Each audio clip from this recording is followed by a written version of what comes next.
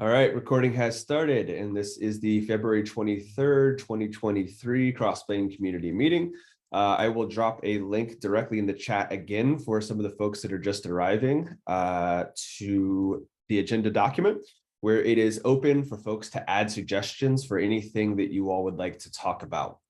So we'll start from top to bottom. And the first note to make is that there was a recent Crossplane runtime release for v1.19.1 that fixed an issue with external secret stores, specifically the Kubernetes secret store implementation, which is the default around ownership of connection secrets. So that is out and available as 1.19.1. And then I think let's roll that into the discussion about a patch release for 1.11.1 of core Crossplane as well. So Bob brought this up because Bob was driving a fix for a particular issue that is affecting a number of people that are testing the new alpha feature for composition functions. So that is the main thing that I think that we would want to be releasing a patch for, so that the early adopters and the folks that are starting to use composition functions and getting us some great feedback can get around an issue that is affecting, it has fairly broad reach that I've seen a lot of people run into. So Bob, do you want to tell us about that fix real quick? And then we can also roll that into a discussion of anything else that we might want to include in the patch as well. Yeah, I mean, the fix is basically just doing what Nick had suggested. It's a one-liner that I cannot take credit for, and I'm not even entirely sure that I understand, but reading through it, it made sense to me to the best of my abilities. And so it's basically just, from what Nick was saying, it's basically changing the way the patching is handled. So it's not appending, it's completely replacing the resources. Now he did mention something about it would prevent, I think he said it would prevent attributes from being deleted, but I'm not sure that's a huge deal in comparison with the benefits of the change. So like I say, this was more just picking up what Nick had suggested as a fix and verifying that it worked for the scenarios that we were seeing, and then just trying to get it pushed out there. So, and Bob, I will say that doing as Nick suggests is not commonly going to be a bad course of action. That was my feeling. Yeah. So fair enough. Okay, it's and then so yeah, Nick is on vacation this week. He is on some PTO. But so I guess the status of this though is that he approved the PR here, suggested that it's worth backporting as well. So I think that, you know, we've got Nick's approval on the PR. You know, it's a good idea to go ahead and backport it. So I think then to continue getting this out into the hands of folks that are testing composition functions, which we've heard a lot of feedback, and it seems like there are a lot of folks on those. That we can go ahead and roll a patch out for this, you know, this week now without waiting for Nick to get back. I think that's totally reasonable. So then let's then talk about what else might be included in. Oh, it's sorry, and I see you've already got the backport label here, so that when we merge this PR, that'll already automatically open a backport PR, and we'll get that into the release to 1.11 branch. We can roll forward with that. So let's talk about then other things that might be included in a patch release 1.11. Your PR was the only one that was open still, and these other ones have already been merged, I believe, into 1.11, right? Or at least they have backport PRs open. So yeah, they've been merged into main or master, but not into the branch yet. And they were both yours too, Bob. Yeah, this is kind okay, of so you have context patch on release. These, I assume. this is the Bob release. This is yeah. Yeah, so you want to run the release, Bob? They're all no, seriously. Do you want to take a stab at running a patch release? Sure, if somebody can point me in the right direction. Yeah, we could partner on that today if you have time for that. We could totally partner. You know, it's not a requirement. Like I can run it if you don't have time for that. But if you wanted the opportunity to run it, since it's literally your fixes, that seems reasonable to me. Okay, so yeah, any notes then on these fixes too, Bob, that you want to share? Yeah, so this one was an issue we found where you can specify the poll interval as a parameter to the Crossplane server executable, but it wasn't actually applying that poll interval to the claim and composite reconcilers.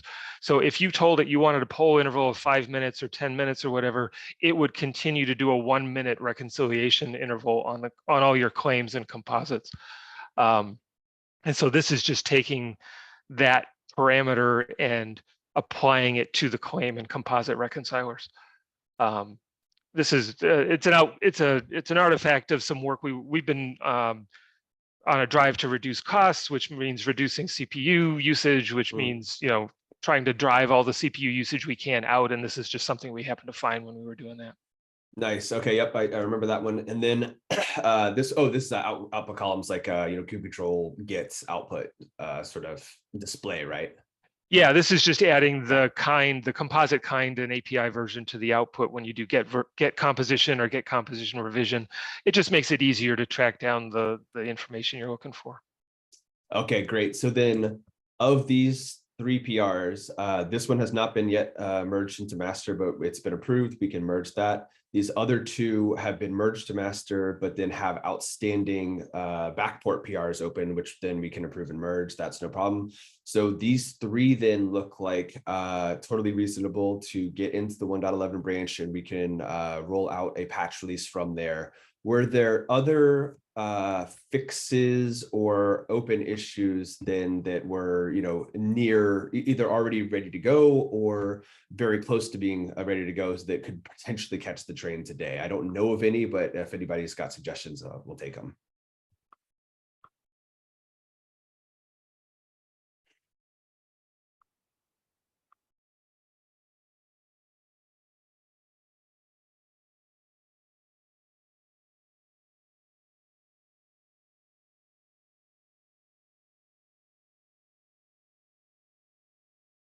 Okay, so I will then follow up with Bob to see what makes sense then in terms of running that. We'll get those PRs merged. I definitely do have time today, Bob, so we can do that together. I'll ping you, and do feel free, of course, that if you have other priorities and you've got other things going on with your day job today, that this is not something you have to take on, just more of a if you want to participate type of thing.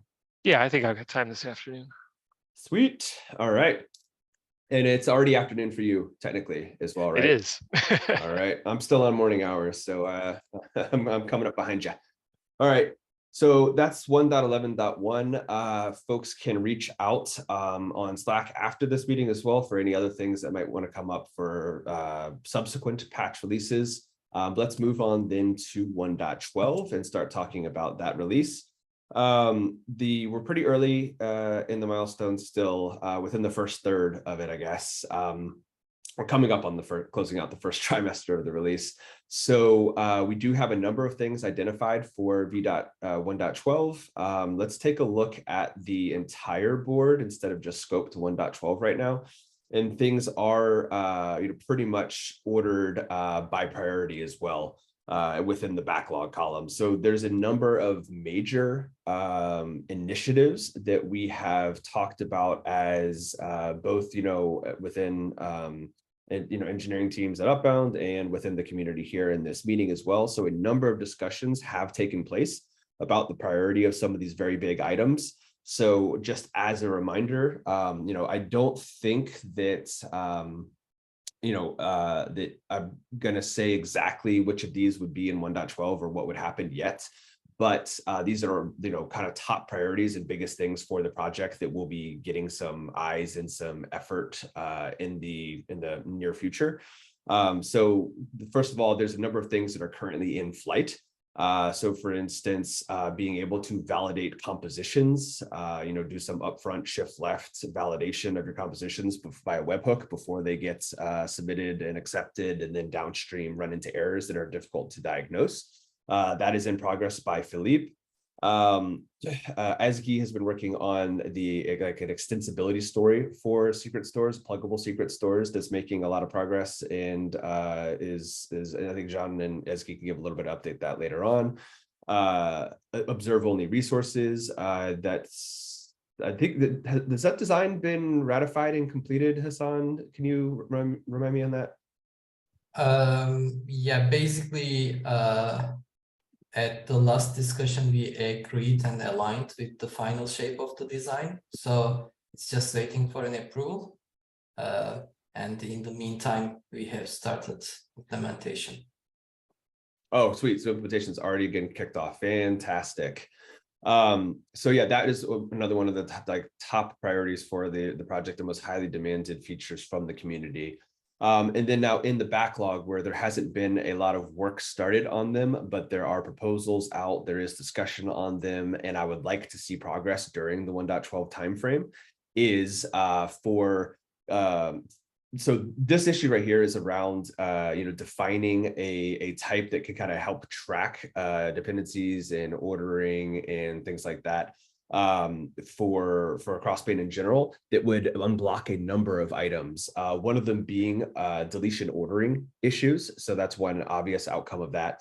But another outcome of that is that it would then enable us to do a better solution for cross-resource references, which then unblocks this proposal potentially, which is not ratified yet, but a proposal for being able to break apart some of the massive providers into smaller, more manageable chunks. Because I know there's been a number of struggles with the number of CRDs in a cluster. So one proposal has been to break them up, and something to unblock that would be able to reference resources across providers in that way.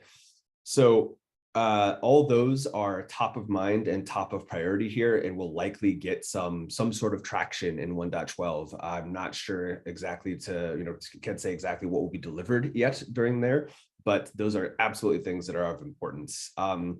There's another set of items that are also important that will likely, like composition revisions, moving those to V1. I think that's probably something that's likely for V1.12. But we could discuss that a little bit further, and also promoting environment configs to V1 beta 1. That could happen in 1.12 as well, since the initial feedback that I'm seeing so far is that it's working fairly well and as intended. I haven't seen major issues come up with it. I haven't seen proposals for big rewrites of the API or the experience. So that's something that's definitely possible, and I'll follow up with Max on that one for getting that in 1.12 as well. But yeah, those are the big priorities. A lot of things in progress right now. We'll dive into a few more details on some of these issues in just a second. But as an overall V1.12 look here, it's looking to be another major milestone like 1.11 was, where there's a lot of engineering work, a lot of progress, a lot of things that are highly demanded, and a lot of progress happening. So any other comments for 1.12 on the general priorities and things that we're working on here?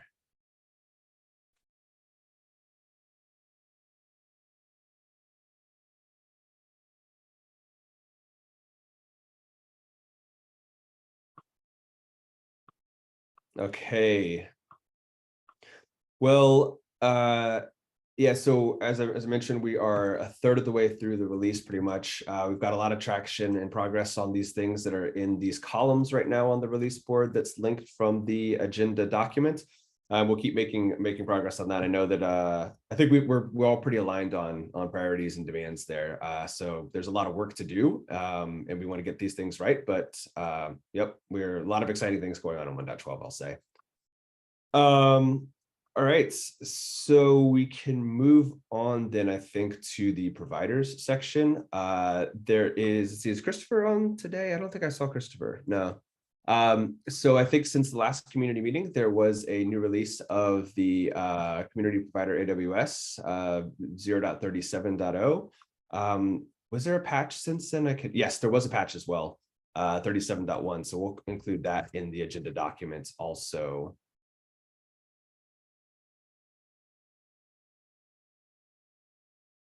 Yeah, with a fix for sorting in the open search domain, which probably was causing some late init errors.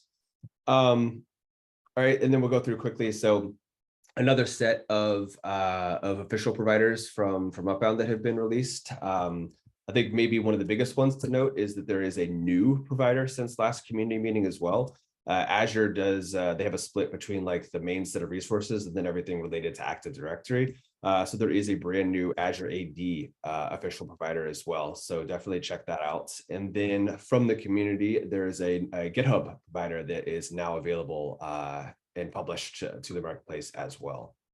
I think that was the first release that made it public that way. All right, so now we're on the topic of providers. I did specifically want to call out a lot of ongoing buzz and discussion around performance in some of the Upbound official providers, like the provider AWS from Upbound. There's been a lot of discussion on that there about the some performance concerns. And so, first of all, I wanted to thank everybody for participating and contributing to, the investigations here, providing some of their evidence and observation, et cetera. And so that was, definitely helpful for kind of, getting this investigation going and kind of helping find some of what we believe to be some, root causes that are contributing to this. So thanks for everybody for doing that. And then I wanted to call out specifically too that we've kind of started a little special interest group around this issue specifically. So John, do you want to give us a quick update since you've been kind of driving some of this and what we expect to see in this channel coming up? Oh, I see you moving lips, John, and you don't look to be on mute, but I don't hear anything.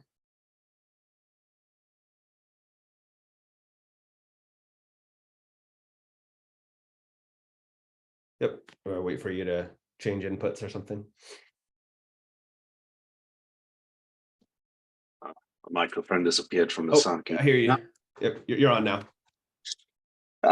Yeah. So what we want to give folks is two different test images. So I'll give a quick TLDR of what's going on here. Essentially, there's a bunch of processes being forked when we make calls to Terraform CLI, and it makes calls to the underlying Terraform providers.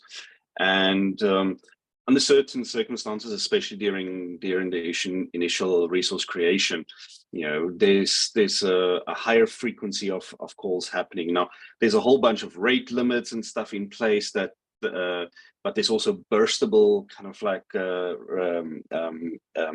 scope for these rate limits. So it's quite complex in terms of just making sure you get these right. Now we're going to release two images for folks to test. The first one actually uses puts the Terraform provider into kind of like a shared mode where instead of forking processes for every call to the provider Terraform CLI, I can just make one call to it. We used to run the providers with that enabled, but we ran into some what we believe were race conditions that eventually led to some duplicate resources, which is why we moved away from that approach. But we want to kind of like see if that approach yields sufficient kind of like gains from a resource efficiency point of view that we should potentially look further into that approach again. And the second one is going to be one that plays around with the various configuration parameters around poll intervals and reconciliation rates and stuff. What we expect to see is lower resource utilization, but likely slightly slower resource provisioning. So there's a bit of a trade-off between the two that we want to make. And a couple of things that will come down the line is, we want to put a sizing guide out for folks to be able to say like, hey, if I plan to provision 100 resources, here's the various configuration options you have available to tweak, and here's some recommended kind of like resources you might want to provision your node on, and so on. So that's kind of like what we're doing on there. In terms of kind of like what is the proper solve, like we don't yet have a final solution on that or proposal. We're exploring some options. We're looking into various things. And hopefully, in the next few days, we'll put some stuff forward and get feedback from the community and ask for help for testing and so forth.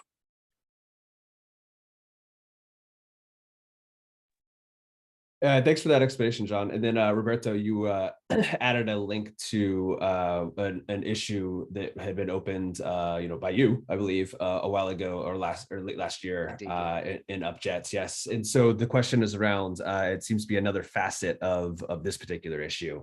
Let me see.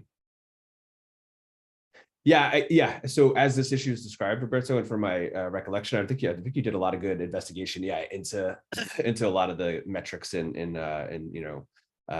deep dive into the performance characteristics there. And I think that I could say that there is some relation here, right? Like I think there's kind of a general sense here of there's a number of resources to reconcile. They are going to be queued in order to reconcile them. Some of them can be done in parallel. In the past, we had done more parallelization than we had now. So I think that, this is one facet of it, right? Of like having a work queue that builds up when you're not doing things in parallel fast enough. And then the more things you do in parallel, like the faster you get through there, the more times you fork a process and don't reuse the existing, resources, and the more your consumption will expand. So yeah, this is all somewhat related into a fairly complex performance perspective overall. And I think that is probably a good reminder here that I know the way that Alper is diving into this to approach this, I think is going to be fairly holistic as well. I've never seen Alper approach things in a myopic perspective, so I think he's taking into account all these related attributes and facets of it, and this is a good reminder of that.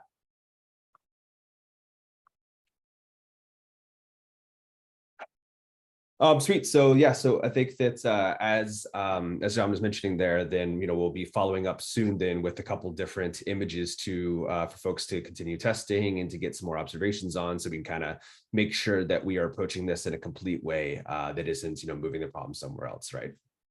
Jesse, you got your hand raised. Hey guys, sorry I came to my video on. I'm on the phone. I think temporally, it's very interesting that I was asking some very similar questions in Slack about the community provider. And I don't think any provider is really going to be immune to, some of the bottlenecks that happen due to the resources needing to be reconciled by single pods. And that's just the nature of Kubernetes, right?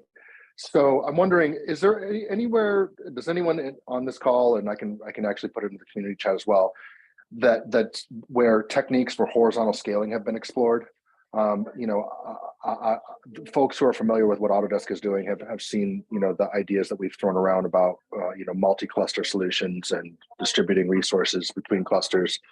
And I just wonder if there's anything that's been at all formalized in that fashion, because I would love to start to explore those options as well.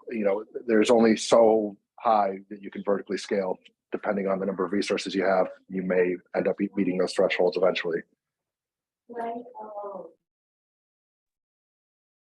Yeah, that's a really good point, Jesse. And like a kind of reminder as well that no matter what depth of performance improvements that get made, with the investigation we're currently doing, and I do have fairly high optimism for it. Like there will still be finite limits in terms of like how many resources can it still handle, right? So in terms of being able to horizontally shard or scale in some way to distribute the load amongst multiple entities that are capable of processing them. I'm definitely curious to hear if there is some experience or some suggestions on that as well. I personally don't have something to point to right away. I don't know, maybe. Yeah, I know that Dan has some KCP magic behind his belt somewhere, but I haven't seen it like done in a way where it spells out like this is a good way to try and attempt this. Yeah. And so, yeah, I wonder if, that might be something good to pose to like the general community as well in Slack and see if there's resources that come out of that. But I would expect to see, as we keep moving forward here, to see progress on those type of, scale and load concerns as well as we continue maturing and making more progress too. Not for scaling purposes, but I remember there were some previous discussions in a Crossplane issue about sharding providers. I remember that was mainly for authentication reasons, if I'm not wrong. But there was I think there was an issue for that. and let me check and find it. Yeah, I do recall that issue as well, Hassan. I don't remember any recent traction on it or recent discussion about pursuing a path on that one. But that, yeah, I do remember that the existence of that issue as well. Feel free to drop that in the chat, Hassan, as we keep moving forward at the agenda here. All right, so let's move on then to vendor updates. So Jean, I'll let you take away updates for Upbound. Yeah, I think most of them have been covered already in the initial discussion. I will maybe just mention, we're lucky to have a new team member who have joined us recently, and he's actually going to, as his first issue, going to look into one issue that's been upvoted quite a bit around the ability to ignore changes similar to Terraform's lifecycle ignore changes. And so that's something that we will hopefully make some additional progress on soon. Other than that, like I said, we've talked mostly about things. Observe only resources, external secret source, and composition validation is mostly where our focus is at the moment.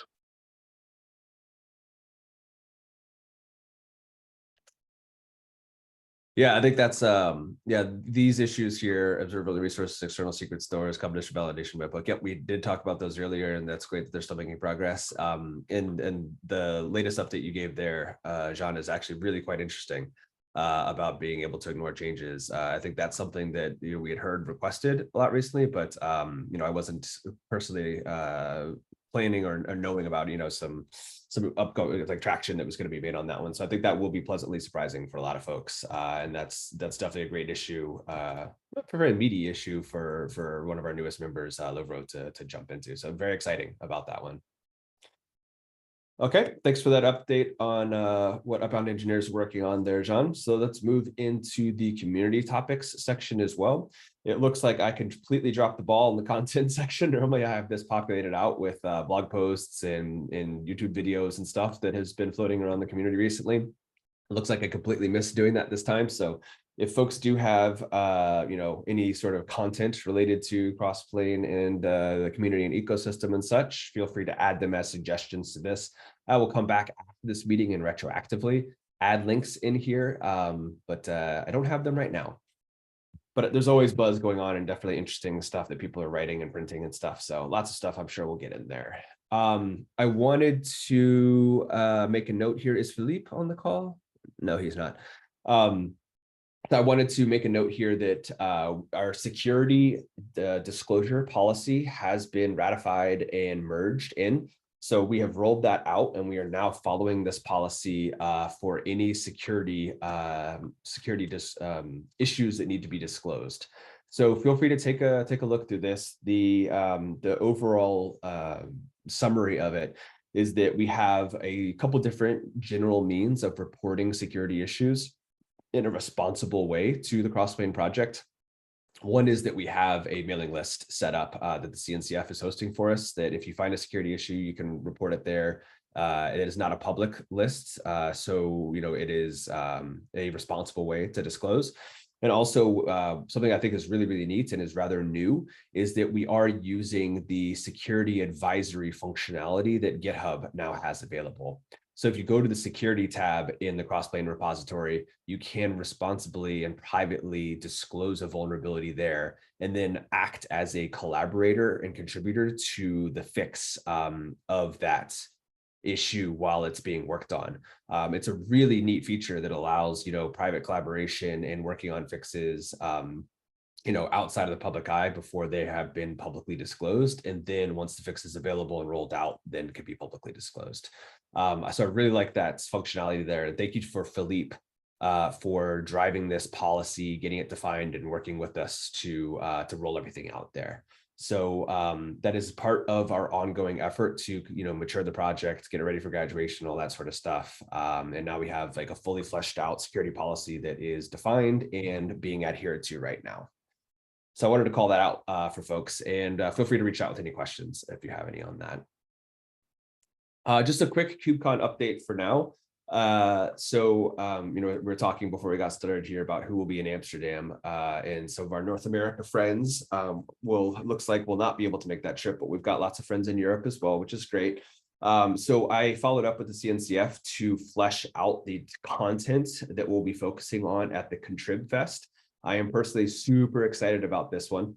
That, you know, we'll be hosting a 90-minute session, which will essentially have two different tracks. One of them will be like a general contributor enablement session where we'll be going through, you know, setting up your development environment, how to, you know, build and test code for Crossplane, and kind of bootstrapping or fast tracking the journey for a couple of people that want to start writing code for Crossplane. So we'll spend some time on that.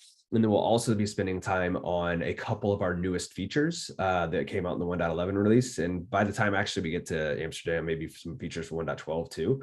But spending time on walking through those with our, you know, live environments and live clusters, rolling those out. So I'm thinking of like environment configs, I'm thinking of composition functions, potentially observe-only resources if we have something, you know, by Amsterdam to play with there, but basically kind of fast tracking people's adoption and consumption of those resources, kind of like hands-on tutorials going through and using those new features together. So that'll serve a couple different purposes. One will be that, you know, will help get people using them and, you know, being successful with them and getting some of the issues out of the way. But also we will get feedback directly from people as well. So I think this will be a pretty high bandwidth, high value session together, where we'll be, you know, enabling new contributors, we'll be, you know, using new features together. But I definitely will need help with this. So I'm running this session, but I won't be able to do all of that myself. So I'll probably be looking to lean on the maintainers here that will be in Amsterdam, especially some of these feature authors, you know, that wrote these big features, to help kind of make sure that people are getting unblocked and, you know, we're getting obstacles out of the way. So I'll be reaching out to folks, but if people want to volunteer to contribute and help as part of this session, please do let me know and we'll get you involved so that you can be there and present.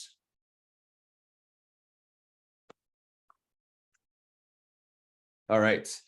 We've talked about this before, but yeah, the adopters list continues to be updated over time. Thanks, Jesse, for making a great contribution to it this week as well. But if you are using Crossplane, feel free to make an addition of your, you know, your name, your company to that list as well. Okay, continuing to move along. I got some reports today of some unsolicited spam in the Crossplane Slack from an individual there. And like I wanted to have a reminder here that in general, you know, spam and inappropriate conduct is not part of what our community guidelines essentially, right? We do adhere to the CNCF's code of conduct, and which is somewhat broad, but you know, has a lot of room for people being comfortable and you know, feeling good as being part of the community and having positive interactions, right? So I've reached out to that individual to stop that behavior, but I wanted to give a reminder to folks are always welcome, please, to reach out to the steering community, and we have a steering community channel there, or always just reach out to me directly. I'm always happy to accept any sort of messages coming in when there are concerns about things going on in the community. So yeah, so please adhere to the community guidelines, treat each other with respect, please, and reach out with any concerns directly and immediately, and we'll take care of it. I think Pete is not actually able to make it today, so we won't be able to talk about this one, but it looks like there is an issue to discuss removing having a master docs version. So I don't know if there is more discussion on this that folks wanted to bring up now. There's absolutely an opportunity to asynchronously discuss this with Pete on the issue here. But Pete at least did want to bring this up for some attention, so folks can go to that issue and contribute there too.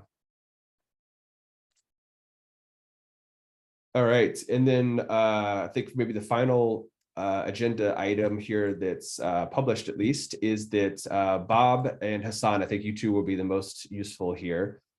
So this is an issue that has been present for a little bit.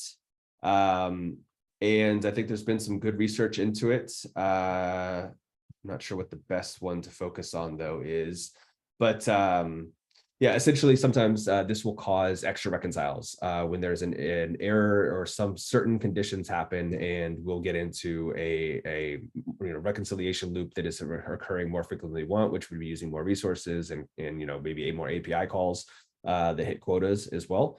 So this is definitely an issue that Hassan has been focusing on. I think has some recent updates. Bob has some concern about it as well. So Hassan, do you want to start with kind of like your latest thinking, and then Bob, you can add on with some of your observations as well? Yeah. So basically, as outlined in this issue, I have conducted some experiments and found out that there are some certain conditions, just like you mentioned, that triggers a reconciliation loop. Basically, the two conditions were one is when the status is updated with fluctuating conditions, which triggers, like when we update the status, then the resource is queued again, and without backoff or basically without exponential backoff, we get another reconcile and get into that loop. Another reason that I found out was the external create pending annotation was being triggered with the timestamp changing. So basically, there are two conditions that I found out that could trigger this this behavior. So for solution, in the original provider AWS issue, a community member proposed using the predicates that is existing in the controller runtime, like the three ones that is listed here, which is generation changed, annotation changed, and label changed. Basically, generation changed is triggered only when the resource spec is updated. But since we want the resource to be reconciled when annotations or labels changed, we combined these three with an OR condition. So this is currently waiting as a pull request in Crossplane runtime, but Nick correctly mentioned some concerns around that. Basically, there are some conditions where we update the status of the resource and assume that that update will trigger a new reconciliation.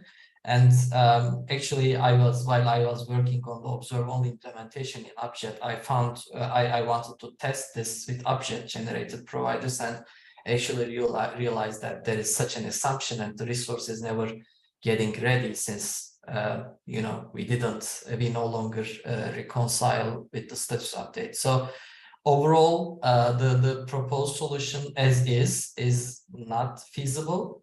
So we should either change those assumptions and change the existing implementations. So instead of expecting a status update to trigger a new reconciliation, we would need to make it explicit by changing something else, or we would need to tweak the predicate here in a way that we explicitly rule out the cases that causes this issue. So currently, the status is it requires further investigation and maybe some more discussion, but I think we are on the right track.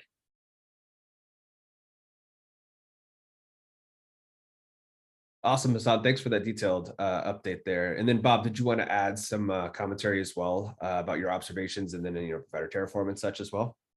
Yeah, I mean, first, big thanks to Hassan for all the work that he did and all the documentation of all the work. It was really easy to follow, and understand what the problem was. I basically came upon the same problem in provider Terraform, in my hunt for CPU cycles. And the Terraform provider, the Terraform AWS provider, is nice enough to change the session ID in the error message every time it fails. And so you get a new status update, or sorry, you get a new status condition update on every observed failure because of that one string that is different. And so I leveraged the work that Hassan did and took those predicate changes and just applied them to Provider Terraform, since I know that Provider Terraform doesn't have the same upjet synchronization issues, the assumptions, and that effectively resolved that problem. I mean, obviously it still fails once every minute, but that is much better than failing, dozens and dozens of times a minute. So, for the short term, or for maybe for long term, I don't know. Provider Terraform is quote unquote resolved. I guess the only other issue that I was concerned about was the fact that we are updating, or Crossplane runtime is updating the create failed timestamp on every reconciliation, which will trigger the same thing because of the annotation update. So on the creation side, if the create were to fail, the annotation update timestamp changes, and that triggers another reconciliation, which triggers another failure, and that will go on forever as well. So I know there was some talk about maybe not updating the timestamp on the create failure annotation. I think that probably has to wait until Nick gets back for confirmation of whether that's a good idea or not. But so yeah.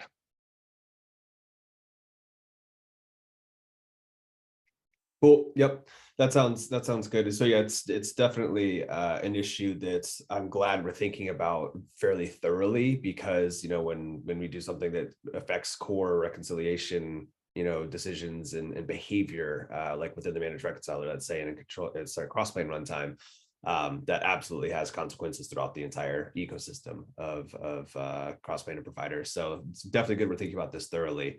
And thanks to both of you for continued effort on this and thinking through the complexity and trying to get a great solution here.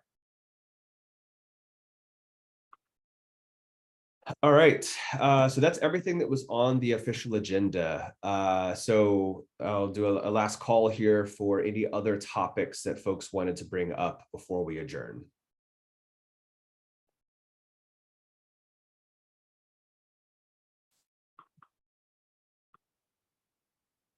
All right. Well, if that's everything for this session together, then let me thank everybody for your attendance and for your contributions to the project here. So we'll keep making progress on 1.12 and on all the issues we were talking about today. And yeah, great to see everybody today. Take care, everybody. Bye-bye. Thank you.